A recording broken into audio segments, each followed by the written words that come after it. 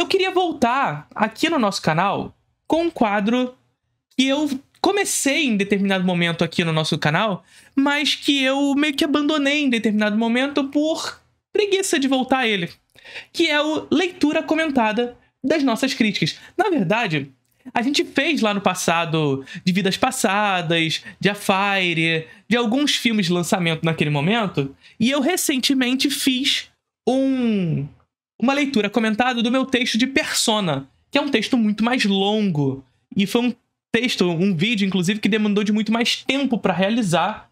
A gente ficou conversando sobre Persona, assim, massivamente aqui. E eu fiz um pequenito texto sobre Longlegs que eu quero ler aqui com vocês e conversar sobre o filme, já que se trata de um filme lançamento, tá bom? Então, tá aí. Longlegs, aqui meu texto está no Letterboxd, não está lá no plano aberto, como foi o caso de Persona. Mas filme de terror, lançado em 2024, estrelado pela mesma atriz que fez It Follows, Corrente do Mal, a Maika Monroe, e pelo Nicolas Cage. Vamos ler um pouquinho sobre esse filme? Você já conhece a Filmica, a nossa parceira aqui no canal. Por lá, você encontra um catálogo diverso com muitos filmes que eu já indico aqui para vocês. Recentemente, por exemplo, foi adicionado por lá Kiri, do Kiyoshi Kurosawa, e Onibaba, do Kaneto Shindo, um dos grandes representantes da novela vague japonesa. Além de um catálogo bastante diverso com filmes da Chantal Akerman, Hong Sang-soo, novela vague tcheca e muito mais. O que talvez você não saiba é que a Filmica está com uma promoção maravilhosa.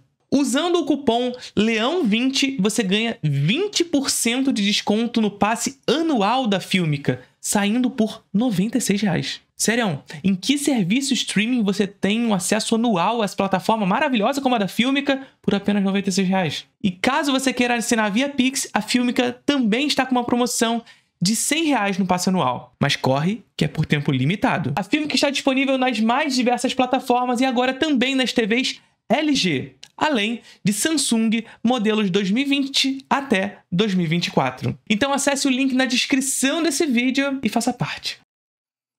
Vamos lá. Longlegs, 2024, 2 estrelas e meia. Mas quem se importa com estrela é astrólogo, e o astrólogo mais famoso do Brasil está morto. É possível dividir Longlegs em duas partes bem definidas. Na primeira parte, há uma construção de tensão espacial bem articulada. O que eu quero dizer com isso aqui? Vocês vão ver em Longlegs que o filme ele tem nessa sua primeira parte uma construção de um drama espacial, de um terror espacial muito bem articulado. Vocês vão ver frequentemente nesse filme, a não ser que você já tenha visto, e aí você já viu, no caso, né? Como a câmera se comporta em determinados momentos a se fazer presente na encenação. Ou seja, o filme ele tem uma consciência dos seus próprios dispositivos. O dispositivo cinematográfico ele está consciente da sua presença na ação fílmica. Então vocês vão ver, frequentemente, alguns zooms não tão abruptos, zooms devagares em determinados lugares. Esses zooms, eles se aproximam de espaços vazios dessa encenação. Somado a isso, nós temos esse zoom somado a uma trilha sonora que cria um aspecto de suspense. Mas um suspense que nunca se confirma. Por quê? Porque o diretor ele vai aproximar desses espaços vazios e esse espaço vazio nunca vai nos apresentar absolutamente nada. É sempre um drama pelo que pode acontecer e não sobre o que está de fato naqueles lugares vazios. É sempre a câmera se aproximando, indo na direção de algo que não se confirma. Essa lógica de encenação que o filme traz pra gente, que Longlegs apresenta pra gente, cria uma tensão espacial que confirma não só o suspense como o terror. A possibilidade de que o suspense pode surgir daqueles espaços. Há, portanto, uma construção espacial entre o que está dentro e o que está fora. Entre o que se deseja e o que não se deseja mostrar. Mas, sobretudo, em como o Perkins aqui, o diretor, aponta, e não só aponta, como mira nesses espaços a nos fazer acreditar que naqueles lugares existam coisas que não existem. na realidade. Percebe? Então essa primeira parte de Longlegs tem uma tensão dramática muito centrada na espacialidade. Além do uso dos zooms, vocês vão ver com bastante clareza uma lógica de enquadramento no filme onde o diretor coloca em primeiro plano o assunto, sobretudo aqui a personagem central, vivida pela Maika Monroe, e no segundo plano, se utilizar da profundidade de campo de maneira bastante acentuada. Então vocês vão ver espaços bastante amplos e, sobretudo, nesses espaços amplos, portas, janelas, espaços da onde pode surgir a ameaça. Então há uma potencialização pelo uso dos espaços vazios, até mesmo quando esses enquadramentos são estáticos, para poder fazer surgir desses espaços a ameaça. O que eu quero dizer com isso, então? Que essa primeira parte do filme é uma parte onde o diretor visa construir o mistério. E faz isso muito bem. Constrói essa lógica do mistério a partir de uma tensão, sobretudo, espacial. Essa primeira parte do filme é uma parte que eu gosto. Deixa eu beber uma aguinha.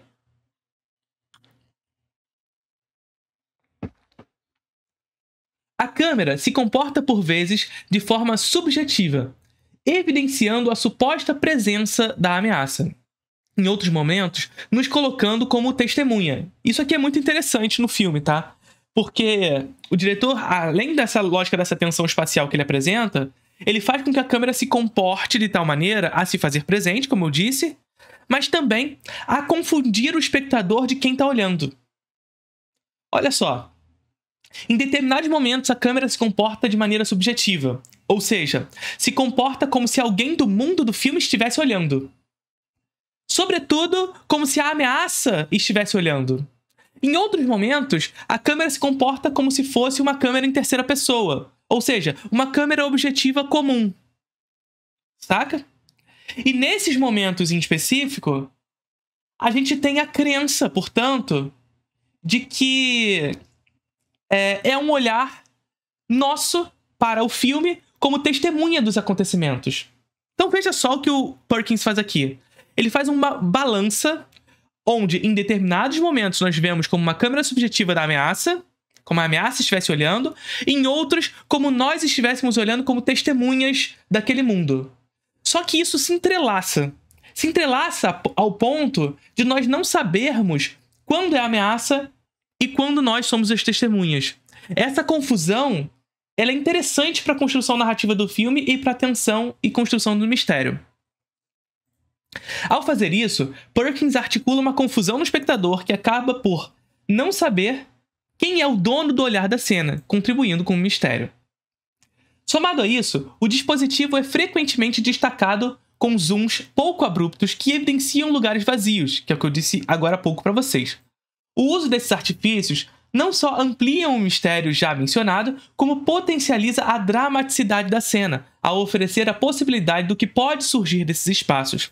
Inclusive, eu tenho uma aula no Introdução ao Cinema sobre isso em específico, sobre como no cinema há a possibilidade de construir essa relação, esse drama. E o que é drama, gente? O drama nada mais é do que pôr em ação. Dar dramaticidade à cena é dar àquela cena uma ação. Percebe? E essa ação não é do filme de ação do John Wick, sabe? É criar sentido a partir do movimento que ela provoca. E esses espaços vazios, essa maneira como o espaço do filme se articula a criar limites nele, por exemplo, a porta é uma limitação espacial, mas ela também é uma possibilitadora. Uma possibilitadora de quê? Do surgimento de alguma coisa que está para além do cenário. Que pode surgir no cenário e que não aparece nele. Mas não só as portas evidenciam isso, mas também os limites da câmera. Direita, esquerda, cima, embaixo. Mas também o que está para além da câmera, por trás da câmera. Sabe? E o filme ele consegue articular bem esses espaços para além do cenário, esses espaços dos limites da câmera, essa lógica espacial, sobretudo na primeira parte do filme. Tem uma aula inteirinha sobre esse assunto lá no Introdução ao Cinema. Para quem gosta de entender sobre cinema de terror, essa aula é maravilhosa. Há também a elaboração de enquadramentos que posicionam a personagem central como assunto da cena, mas que se utilizam da profundidade de campo como elemento fundamental do mistério, como portas abertas e cenários largos, porém cheio de aberturas para o surgimento de algo que nunca aparece. Então é sempre aquele suspense sobre um mistério que nunca se confirma, pelo menos até a primeira parte do filme. Em suma, a construção do mistério nessa primeira parte é o ponto forte de Longlegs. A primeira parte do filme é a parte que eu gostei. Eu gostei da primeira parte do filme. Lá no Desencontros, eu e o Matheus conversamos um pouco sobre o filme e ele discorda de mim com relação a isso, porque ele nem essa primeira parte gostou, por exemplo. Depois vocês podem ir lá conferir essa conversa que a gente teve sobre o filme. Ele acredita que esse maneirismo do diretor, que nunca se confirma, atrapalha o filme em alguma medida. Eu acho que ele contribui com a construção do mistério. O problema, e aí é o problema onde eu vejo problemas no Longlegs, que não está nessa primeira parte. O problema é que o filme não consegue conectar essa primeira parte com o segundo momento do filme.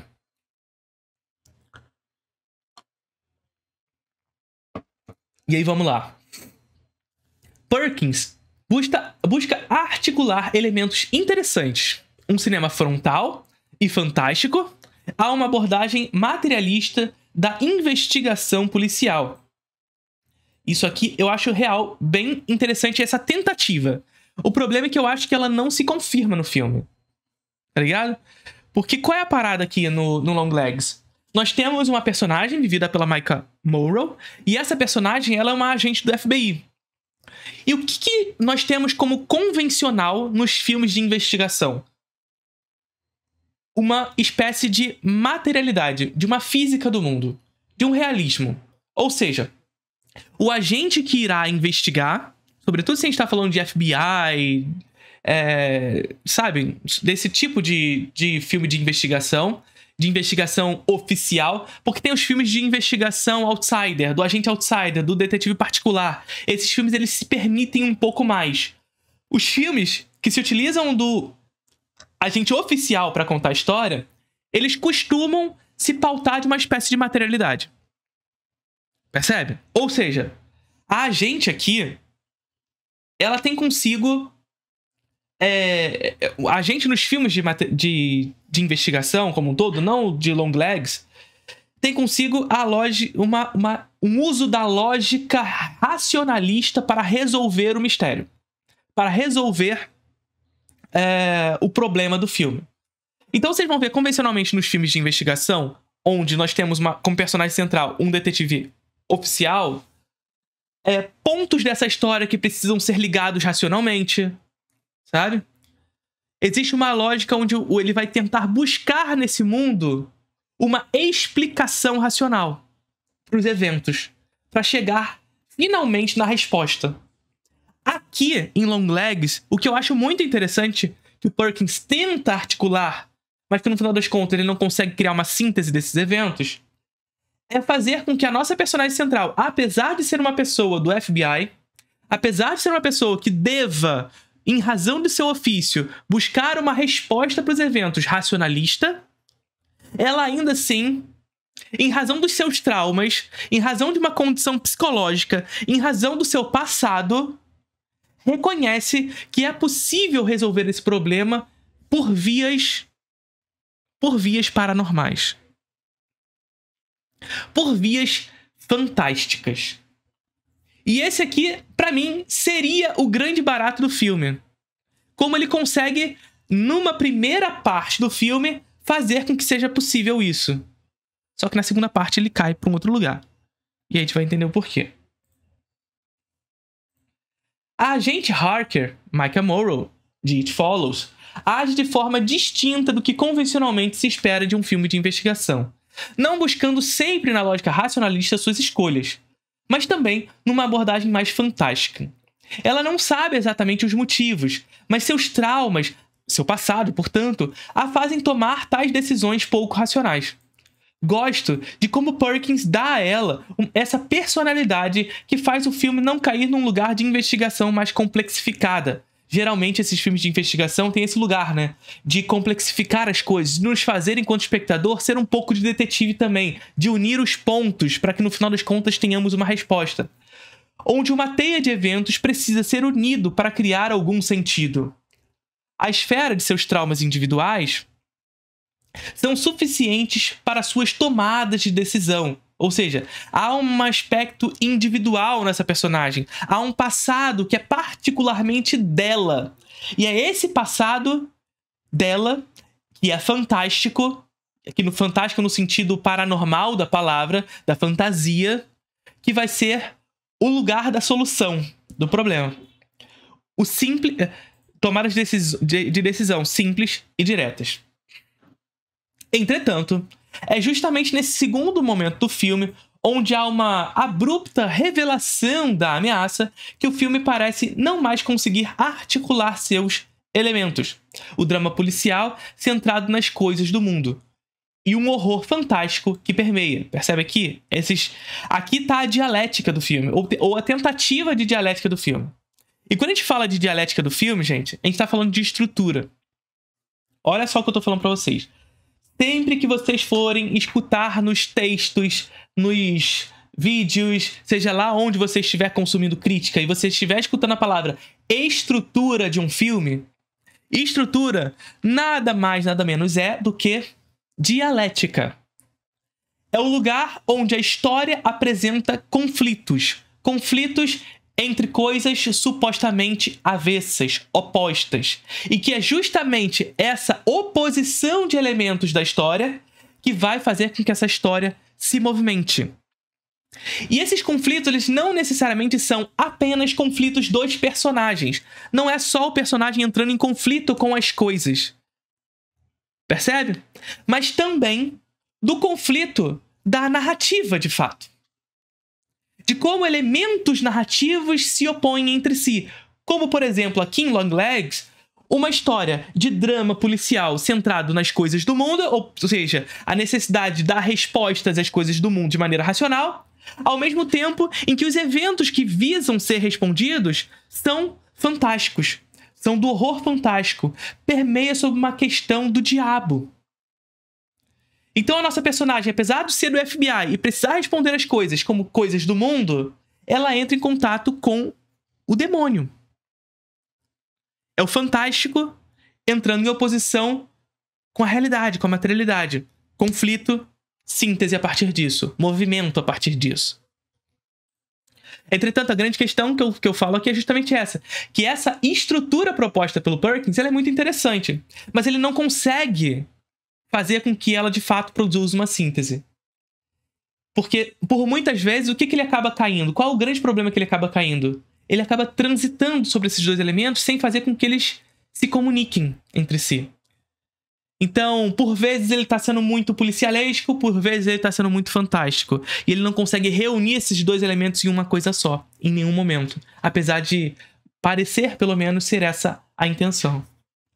O personagem de Nicolas Cage, que durante toda a primeira parte do filme é escondido por relances e é revelado de forma parcimoniosa. O que eu quero dizer com isso aqui? E acho que isso aqui é um problema enorme do filme, que é justamente a virada que o filme tem,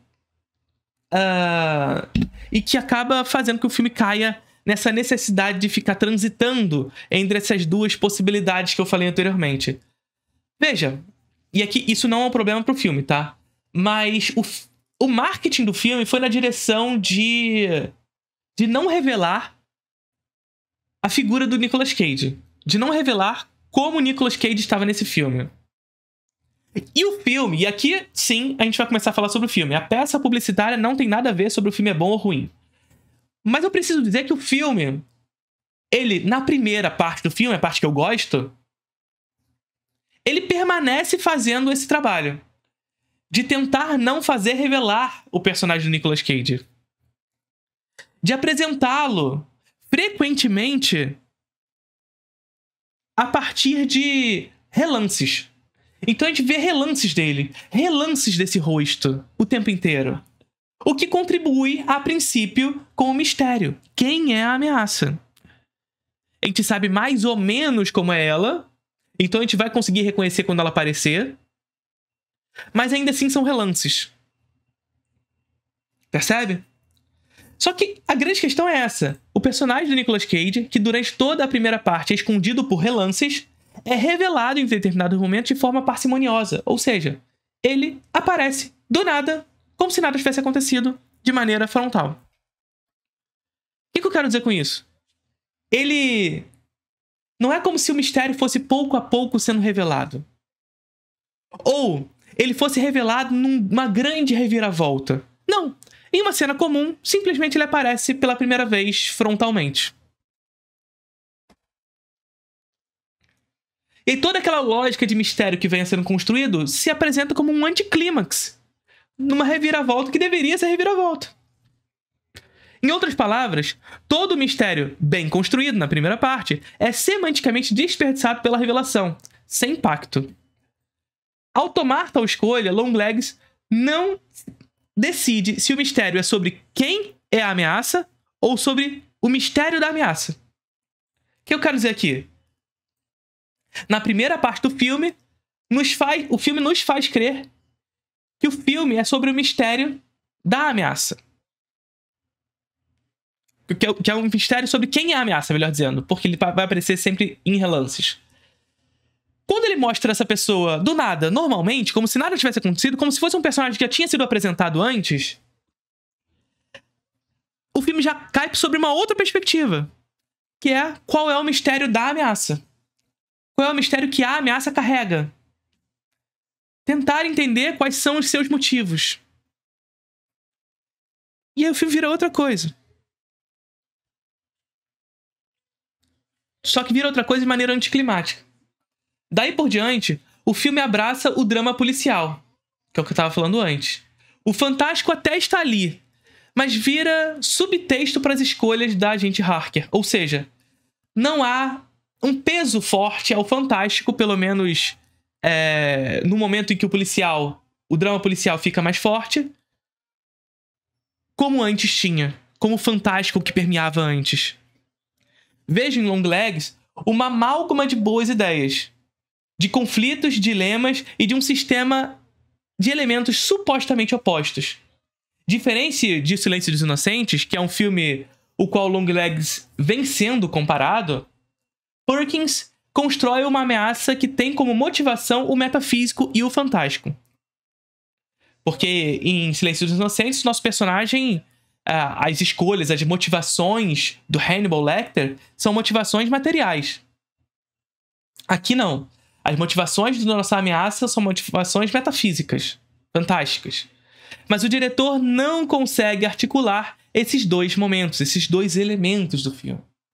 Não consegue os pôr em reação, tendo que optar por um ou outro em determinados momentos, nunca ambos juntos, transitando entre eles durante o filme, mas nunca construindo uma síntese. Sério? Longlegs, que está em cartaz nos cinemas agora. Recomendo que vocês assistam o filme, porque é o que eu disse. Eu curti muito a primeira parte do filme. É uma parte que, de fato, constrói uma tensão espacial muito interessante, que nos faz querer continuar assistindo ao filme, mas que eu acho que se desperdiça na segunda parte. Ou melhor, a segunda parte ela fica confusa no que ela deseja ser. Mas ainda assim é um filme que vale a pena ser assistido. Recomendo que vocês vão assistir, apesar de não ter gostado de sua segunda parte, portanto, também, de certa forma, um filme mediano, digamos assim, em razão dessa segunda parte. Tá vendo aquele vídeo ali? Vídeo exclusivo para membros. Seja membro aqui do canal e contribua com o projeto aqui das lives, seja patrocinador desse canal. Eu preciso de você para que esse projeto continue acontecendo. Curtiram o vídeo?